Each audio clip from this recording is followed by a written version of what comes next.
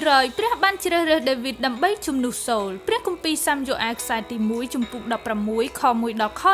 13សូមអធិដ្ឋានចម្រៀងសូមច្រៀងចម្រៀងដែលមានលីងនៅក្នុងមេរៀនជា PDF ល្បែងកម្សាន្តឈ្មោះមិត្តភ័ក្តិរបស់អ្នកចែកកុមារជា2ក្រុមជ្រើសរើសតំណាងក្រុមម្នាក់មួយតំណាងក្រុមនីមួយៗត្រូវហៅឈ្មោះកុមារឲ្យបាន5នាក់ឬច្រើនជាងនឹងតាមដែលគ្រូចង្អុលកុមារណាដែលអាចហៅឈ្មោះកុមារផ្សេងទៀតបានច្រើនជាងគេគឺជាអ្នកឈ្នះបន្ទាប់ពីលេងល្បែងនេះចប់សូមពន្យល់កុមារថាទោះបីជាយើងមិនស្គាល់ឈ្មោះអ្នកគ្រប់គ្នានៅក្នុងបន្ទប់នេះឬនៅក្នុងពិភពលោកក៏ដោយក៏ព្រះស្គាល់មនុស្សគ្រប់គ្នាដែរព្រះស្គាល់យើងគ្រប់គ្នាការណែនាំមេរៀនឲ្យកុមារប្រាប់ពីអ្វីគ្រប់យ៉ាងដែលពួកគេបានស្គាល់ពីអ្នកពីគ្រូសាលាថ្ងៃអាទិត្យប្រហែលជាកុមារនឹងអាចប្រាប់ថាគ្រូរបស់គេមានភេទប្រុសឬស្រីខ្ពស់ឬទាបព្រៀបការហើយឬក៏នៅបន្ទាប់ពីពួកគេបានប្រាប់គ្រប់យ៉ាងដែលពួកគេបានស្គាល់ពីអ្នករួចហើយសូមប្រាប់ពួកគេពីអ្វីដែលជាព័ត៌មានថ្មីសម្រាប់ពួកគេពន្យល់កុមារថាប្អូនអាចនឹងគិតថាប្អូនដឹងគ្រប់យ៉ាងពីនរណាម្នាក់ប៉ុន្តែមានអ្វីៗជាច្រើនដែលយើងមិនបានដឹងមានតែព្រះទេដែលដឹងគ្រប់យ៉ាងដែលតាក់ទងនឹងយើងថ្ងៃនេះយើងនឹងសិក្សាអំពីការជ្រើសរើសរបស់ព្រះចំពោះស្ដេចទី2របស់សាសអ៊ីស្រាអែលហើយរ៉ាសាមយ៉ូអែលបានដឹងថា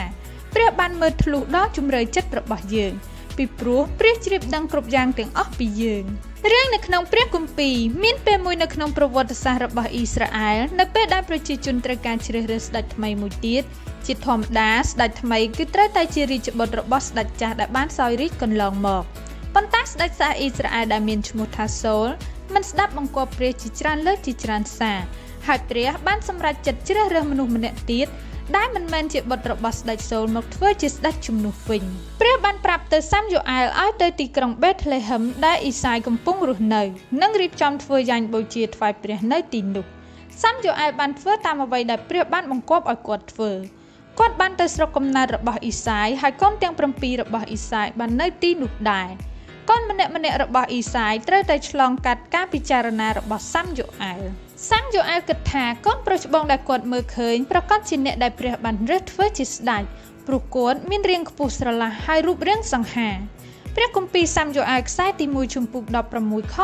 7តែព្រះយេហូវ៉ាទ្រង់មានព្រះបន្ទូលថាកុំឲ្យមើលតែរឹកពីខាងក្រៅឬកំពុះខ្លួននោះឡើយត្បិតអញមិនទទួលអ្នកនេះទេពីព្រោះព្រះទ្រង់មិនតតចំពោះសេចក្តីដែលមនុស្សលោកពិចារណាមើលទេឯមនុស្សលោកតែងតែមើលតែរឹកពីខាងក្រៅប៉ុណ្ណោះតែព្រះយេហូវ៉ាទ្រង់តតចំពោះក្នុងចិត្តវិញ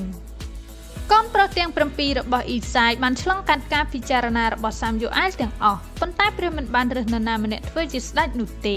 សាមយ៉ូអែលបានសួរទៅអ៊ីសាយថាមានកូនប្រុសផ្សេងទៀតទេអ៊ីសាយបានឆ្លើយតបវិញថាកូនប្រុសពៅបានចេញទៅចំការដើម្បីមើលជាមកូនពៅជាអ្នកគង្វាលជា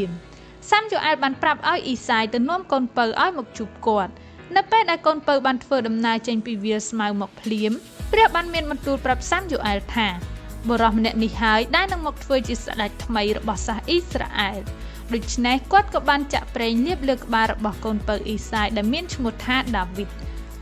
តក៏បានក្លាយទៅជាស្ដេចថ្មីចាប់តាំងពីពេលនោះមកព្រះបានបង្កើតយើងហើយទ្រង់ជ្រាបដឹងពីយើងព្រះអង្គមានផែនការសម្រាប់ដាវីត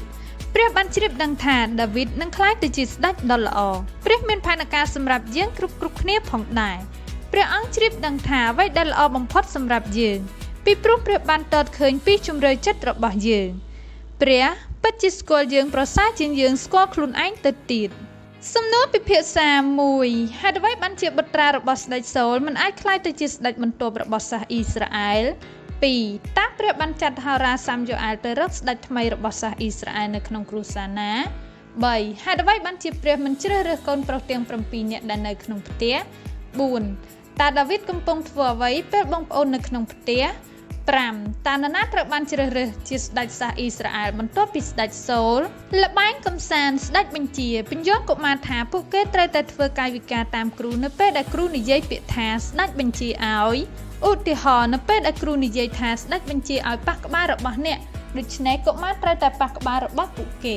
ប៉ុន្តែប្រសិនបើគ្រូមិនបាននិយាយពាក្យថាស្ដេចបញ្ជាទេនោះកុមារមិនត្រូវធ្វើតាមគ្រូនិយាយនោះទេ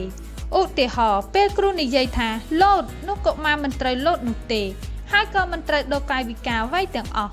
បន្ទាប់ពីលេងល្បែងនេះចប់សូមពន្យល់កុមារថាស្ដេចគឺមានអំណាចប្រាប់មនុស្សឲ្យធ្វើអ្វីក៏បាន ប៉ុន្តែព្រះពិតប្រាកដនោះគឺជាស្ដេចលើសអស់ទាំងស្ដេចដូច្នេះយើងទាំងអស់គ្នាត្រូវតែស្ដាប់និងដើរតាមព្រះដែលជាស្ដេចរបស់យើងខគម្ពីរចងចាំព្រះគម្ពីរសុភាសិតជំពូក21ខ2គ្រប់ទាំងផ្លូវរបស់មនុស្សសិតតែត្រឹមត្រូវនៅក្នុងភ្នែកខ្លួនតែព្រះយេហូវ៉ាទ្រង់ថ្លឹងចិត្តវិញហត្ថកម្មវ៉ែនតាព្រះអាចមើលឃើញពីជម្រៅចិត្តរបស់យើងសម្ភារៈដែលត្រូវការវ៉ែនតាក្រដាស់នៅទំព័រខាងក្រោម color ទៀនកន្ត្រៃនិងកៅបិទសូមបោះពុម្ពគំរូវ៉ែនតាឲ្យឲ្យកុមារម្នាក់មួយឈុតឲ្យកុមារតុបតែងលើវ៉ែនតាទាំងអស់នោះនៅពេលដែលពួកគេធ្វើរួចសូមកាត់វ៉ែនតានឹងដងចេញមកហើយភ្ជាប់ដងទៅនឹងវ៉ែនតាពាក់វ៉ែនតាហើយនិយាយពាក្យថាព្រះស្គាល់ខ្ញុំព្រះអាចមើលឃើញពីចិត្តរបស់ខ្ញុំចម្រៀងសូមជ្រើសរើសចម្រៀងមួយបទខាងលើហើយច្រៀងជាមួយសិស្សសូមអធិដ្ឋានសូមអរគុណ